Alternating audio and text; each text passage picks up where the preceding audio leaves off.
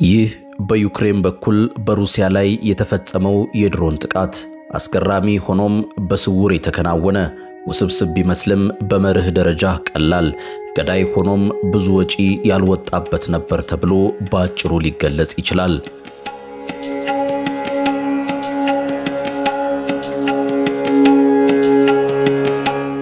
የተፈጸመው ከትላንት በስቲያ ሲሆን ከዚህ በፊት አይተነው የማናውቀው አይነት ክስተት ነው።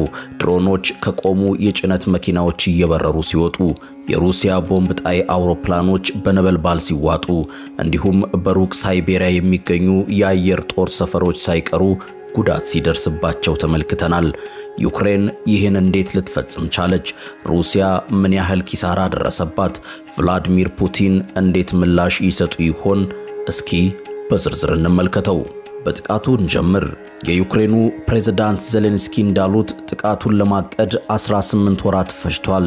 የ18 ወራት እቅድ የመጀመሪያው እርምጃ ኢላማዎችን መለየት ሲሆን ዩክሬን እዚህ ላይ እጅግ የላቀ ዓላማ ነበራት። የሩሲያን የቦምብ ጣይ አውሮፕላኖች ስብስብ ማለትም TU-95S እና TU-22S አውሮፕላኖችን መምታት ፈለገች። እነዚህ አውሮፕላኖች ስማቸው እንደሚያመለክተው የተለመዱም ሆኑ የኒውክሌር ቦምቦችን ለመጣል የሚያገለግሉ ናቸው። ዩክሬንም እነዚህን የሩሲያ አውሮፕላኖች ለመምታት ወሰነች። እስኪ ይህችን ካርታ ተመልከቱ። ኢላማዎቹ ምን ያህል ሰፊና የተራራቁ እንደሆኑ ልብ በሉ። አንዱ በሳይቤሪያ የሚገኘው የብላያ የአየር ጦር ሰፈር ሲሆን ከዩክሬን ድንበር ወደ 4500 ኪሎ ሜትር ይርቃል። ደግሞ አለው 4500 ኪሎ ሜትር። ሌላኛው የኦሌኒያ የአየር ጦር ሰፈር ነው። ይህ ደግሞ በሩሲያ የአርክቲክ ክልል የሚገኝ ሲሆን ከዩክሬን ወደ 2000 ኪሎ ሜትር ርቀት ላይ ይገኛል። ስለዚህ እነዚህ ለኪየቭ እጅግ ሩቅ ኢላማዎች ነበሩ። እነሱም ለመምታት የመረጡት እነዚህን ነበር። ይህም የመጀመሪያው እርምጃ ነበር፣ ኢላማዎቹን መቆለፍ። ሁለተኛው እርምጃ እነሱን ማጥቃት ነበር። አሁን የምንናገረው በሺዎች የሚቆጠሩ ኪሎሜትሮች ርቀው ስለሚገኙ ኢላማዎች ነው። ቀደም ብለን እንዳየነው ዩክሬን እንደዚህ አይነት የረጅም ርቀት ተወንጫፊ መሳሪያዎች የሏትም። ስለዚህ ድሮኖችን ለመጠቀም ወሰነች። ወታደራዊ ደረጃ ያላቸው የጥቃት ድሮኖች ሳይሆኑ ቀላል የሆኑ የኤፍፒቪ ድሮኖችን ነው። ኤፍፒቪ ሲተነተን ፈርስት ፐርሰን ቪዥን ወይም የመጀመሪያ ሰው እይታ ማለት ነው። እነዚህ የቪዲዮ የርቀት መቆጣጠሪያ ያላቸው ድሮኖች ሲሆኑ ከርቀት ሊንቀሳቀሱ ይችላሉ።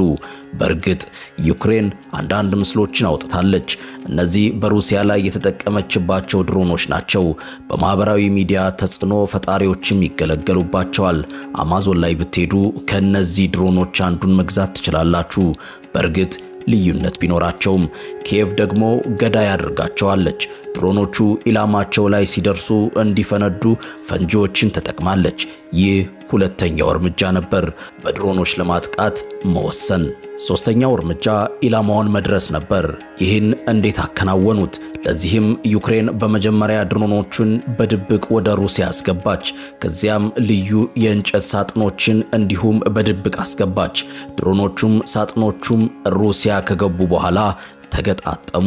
ድሮኖቹ በሳጥኖቹ ውስጥ ታሸጉ። ከዚያ በኋላ በከባድ መኪናዎች ላይ ተጫኑ።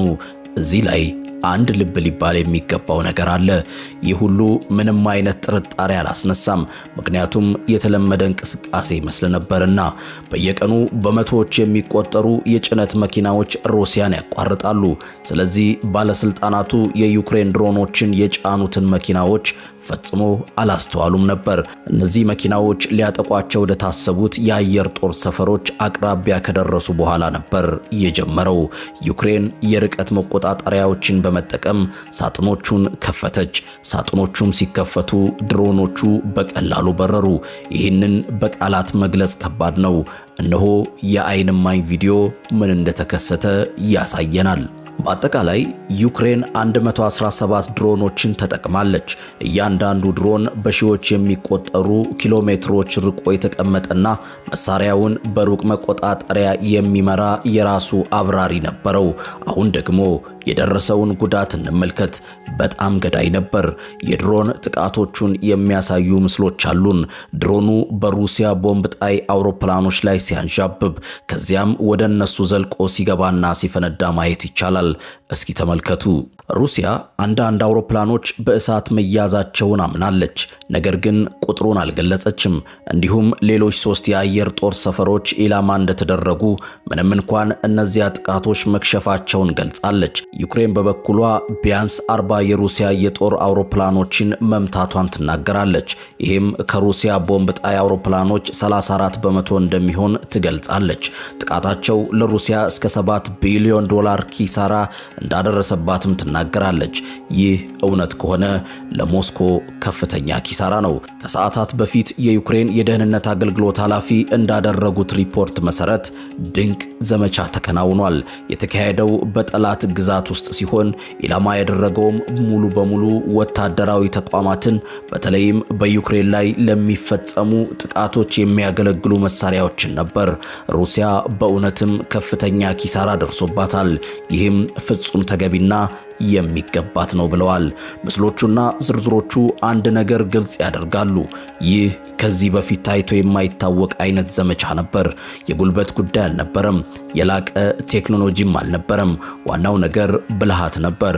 ይህም 2 ጥያቄዎችን ያስነሳል። ይህ ሩሲያን እንዴት አዳከማት? እነሱስ እንዴት ይመልሳሉ? እንግዲህ የስለላ ውድቀቱ ግልጽ ነው። ኪየቭ እቅዱ ሲዘጋጅ 18 ወራት እንደፈጀ ትናገራለች። ሆኖም ሞስኮ ምንም ፍንጭ አልነበራትም። በተጨማሪም ዩክሬን በሩሲያ ውስጥ ቡድን እንደነበራት ይነገራል። ይህም ከሩሲያ የስለላ ተቋም ህንጻ አጠገብ እንደነበር ይገመታል። ነገር ግን እውነት ከሆነ ይህ የበለጠ ትልቅ ውድቀት ነው። ሁለተኛ የክብር መጉደል አለ። ሩሲያ ታላቅ ኃይል ናት። በዓለም ላይ ትልቁን የኒውክሌር ጦር መሳሪያ ክምችት አላት። ሆኖም ዩክሬን ቦምብ ጣይ አውሮፕላኖቿን አቃጠለችባት። ይህ ለሩሲያ የአየር መከላከያ ጥሩ ገጽታ አይደለም። በመጨረሻም ስልታዊ እንቅፋት ነው። እነዚህ ቦምብ ጣይ አውሮፕላኖች በዩክሬን ላይ በተደጋጋሚ ጥቅም ላይ ውለዋል። እንዲሁም ለሩሲያ የኒውክሌር ሁለተኛ የመልሶ ማጥቃት አቅም ቁልፍ ናቸው። ይህ ምን ማለት ነው? ጠላት ሩሲያን በኒውክሌር ጥቃት መታንበል የሞስኮን በመሬት ላይ የተመሰረቱ የኒውክሌር መሳሪያዎች አወደመ። ታዲያ ሩሲያ ምን ታደርጋለች? እነዚህን ቦምብ ጣይ አውሮፕላኖች ተጠቅማ የመልሶ ማጥቃት ተፈጽማለች። ስለዚህም የሁለተኛ ደረጃ የመልሶ ማጥቃት አቅም የሚለው ቃል የመጣው ከዚህ ነው።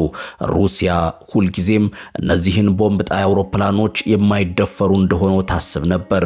በሩሲያ ግዛት ውስጥ በጥልቀት ነበር የቆሙት። ነገር ግን ዩክሬን አሁንም ልትመታቸው ችላለች። ይህ በሞስኮ ስሌቶች ውስጥ ደካማ ጎን መኖሩን ያሳያል። አሁን ኳሷ በፑቲን ሜዳ ላይ ናት። ለዚህ ድፍረት የተሞላበት ጥቃት እንዴት ምላሽ ይሰጣል? ምናልባትም ወደ ከፋ ደረጃ በማምራት ይሆናል።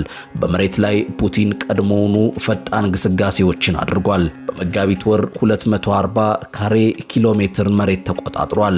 በሚያዝያ 349 ካሬ ኪሎ ሜትር፣ በግንቦት ወር ደግሞ 57 ካሬ ኪሎ ሜትር ተቆጣጥሯል። ይህን በምንናገርበት ጊዜ እንኳን በሰሜን ምስራቅ ዩክሬን ወደምትገኘው ሱሚ ከተማ ግፊት እየተደረገ ነው። ዜሌንስኪ ወደ 50 ሺህ የሚጠጉ የሩሲያ ወታደሮች በአቅራቢያው እንደተሰበሰቡ ይናገራል። ስለዚህ ይህ መጠነ ሰፊ ጥቃት ሊሆን ይችላል። ነገር ግን ይህ ፑቲንን ያረካል ተብሎ አይታሰብም። እሱ የሚታይና ከፍተኛ ተጽዕኖ ያለው የበቀል እርምጃ ይፈልጋል። የሩሲያን ፍጹም የአየር የበላይነት እንደገና የሚያረጋግጥ። ይህ ተከታታይ የሚሳኤል ጥቃት ሊሆን ይችላል። እንዲሁም እንደ ሃይፐርሶኒክ ሚሳኤል ያሉ ብርቅዬ የጦር መሳሪያዎች ጥቅም ላይ ሊውሉ ይችላሉ። ፑቲን የትኛውንም ቢመርጥ አንድ ነገር እርግጥ ነው፣ የዶናልድ ትራምፕ የሰላም ጥረት እየሰራ አይደለም። ዩክሬን ስለዚህ ጥቃት ለአሜሪካ እንኳን አላሳወቀችም። ምናልባት አውሮፓን መረጃ ሲያቀብሉ ቆይተው ሊሆን ይችላል። ምክንያቱም እንዲህ አይነቱ ጥቃት ብዙ ድጋፍ ይፈልጋል። የሳተላይት ምስሎች ያስፈልጋሉ። የቅርብ ጊዜ የስለላ መረጃ ያስፈልጋል። ዩክሬን ይህን ሁሉ ያለ አውሮፓ ድጋፍ መሰብሰቧን ማሰብ ከባድ ነው። ታዲያ ይህ የተኩስ አቁም ንግግሮችን የት ያደርሳቸዋል? በሞት አፋፍ ላይ ናቸው። የሩሲያና የዩክሬን ቡድኖች ትናንት ተገናኝተዋል።